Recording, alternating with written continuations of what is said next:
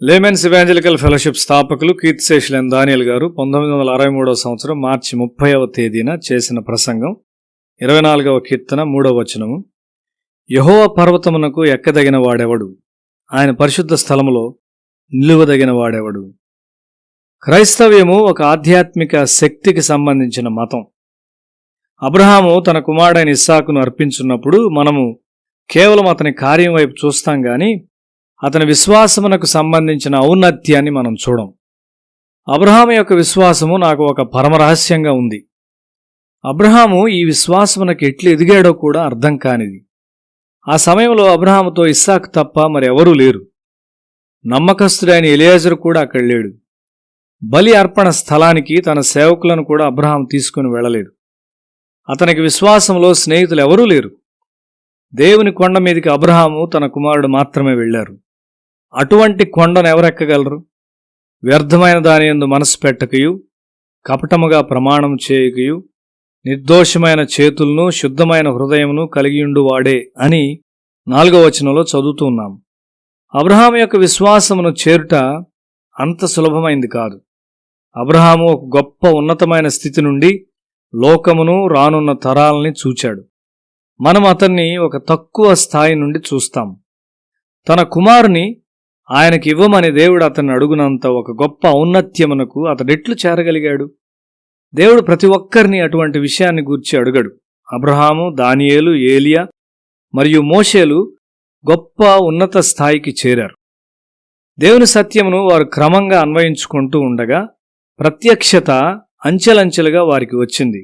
వారు ఆ జ్ఞానమును పొందుకొని దాన్ని వెంబడించారు. అదంత సులభమైంది కాదు. వారు మొదట ఒక శుద్ధ హృదయాన్ని సంపాదించుకున్నారు. మన జీవితాల్లో ఎడతెక్కకుండా జనించు వ్యర్థత్వము, పవిత్రత మరియు విశ్వాసములకు ఒక గొప్ప ఆటంకం.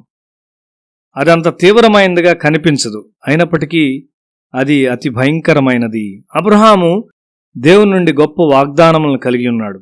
దేవుని గొప్ప దీవెనలను అతడు పొందబోనప్పుడు అతన్ని ఆటంకపరచుటకు ఎల్లప్పుడూ సాతాను అక్కడ ఉన్నాడు. దేవుడి సహవాసానికి గొప్ప వాగ్దానాలు ఇచ్చాడు, కానీ అవి ఇంకా నెరవేర్చబడలేదు. తప్పు నాలో ఉన్నట్లయితే నన్ను నేను జాగ్రత్తగా పరీక్షించుకుంటాను. యెషయా గ్రంథము 45వ అధ్యాయం 3వ వచనము. పేరు పెట్టి నిన్ను పిలిచిన ఇశ్రాయేలు దేవుడైన యెహోవా నేనే అని నీవు తెలుసుకున్నట్లు అంధకార స్థలముల్లో ఉంచబడిన నిధులను, రహస్య స్థలముల్లోని మరుగైన ధనమును నీకిచ్చెదను. ఎంత గొప్ప వాగ్దానము మరియు మరుగైన ధనము! పరిచర్య కొరకు రహస్యమైన ధనం అక్కడ ఉన్నది. దేవుడు మాకు యెషయా గ్రంథం 44వ అధ్యాయం 3వ వచనం నుండి కూడా వాగ్దానాన్ని ఇచ్చాడు. నేను దప్పిగలవాని మీద నీళ్లను, ఎండిన భూమి మీద ప్రవాహ జలములను కుమ్మరించెదను. నీ సంతతి మీద నా ఆత్మను కుమ్మరించెదను. నీకు పుట్టిన వారిని నేను ఆశీర్వదించెదను. ఎంత దీవెన ప్రవాహాలివి! జాన్ వెస్లీ, ఫిన్నీ ఆ విధమైన ప్రవాహాలను చూచారు. వారికి వ్యతిరేకముగా బిషప్ లేక ప్రభుత్వము నిలబడలేకపోయాయి. దేవుడు మనకు ఈ గొప్ప వాగ్దానాలు ఇచ్చాడు. అపోస్తల కార్యములు 18వ అధ్యాయం 10వ వచనము. నేను నీకు తోడై ఉన్నాను, నీకు హాని చేయుటకు నీ మీదికి ఎవడును రాడు. ఈ పట్టణంలో నాకు బహుజనమున్నది. మద్రాసులో ప్రారంభ దినాల్లో మాకు స్నేహితులు లేరు. ప్రతివారు నా వైపు వింతగా చూచేవాళ్లు. సమస్యలు లేస్తూ ఉన్నవి గాని ఎవరు నీకు హాని చేయరు, ఇక్కడే ఉండుము అని దేవుడు చెప్పాడు. ఇవి చాలా గొప్ప వాగ్దానాలు. మనం వాటికి అర్హులమా?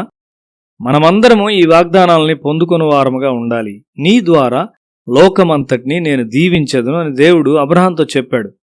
అబ్రహాము క్రమంగా వృద్ధి చెందవలసి ఉన్నాడు. దేవుని నుండి నీ వాగ్దానమును పొందుకున్నప్పుడు సాతాను కూడా దాన్ని ఎరిగి ఉన్నాడు. నీవు ఆ వాగ్దానమును స్వతంత్రించుకున్నటకు వ్యతిరేకముగా సాతాను పోరాడతాడు. దేవుడు అబ్రహామునకు గొప్ప వాగ్దానాలు ఇచ్చినప్పుడు అబ్రహాము ఐగుప్తునకు వెళ్లడానికి శోధించబడ్డాడు. దాని పర్యవసానం అతని భార్య ఫరో చేత ఆకర్షించబడింది. తరువాత మరి ఒక భార్యను తీసుకున్నటకు అతని భార్య బలవంతం చేసింది. ఇవన్నీ ఆటంకాలే. అయితే తన సొంత కుమారుని బలి అర్పణగా ఆయన్ను అడుగునంతగా దేవుడు అబ్రహాముతో సహనము కలిగి విశ్వాసములో వృద్ధి చెందుటకు సహాయము చేసెను.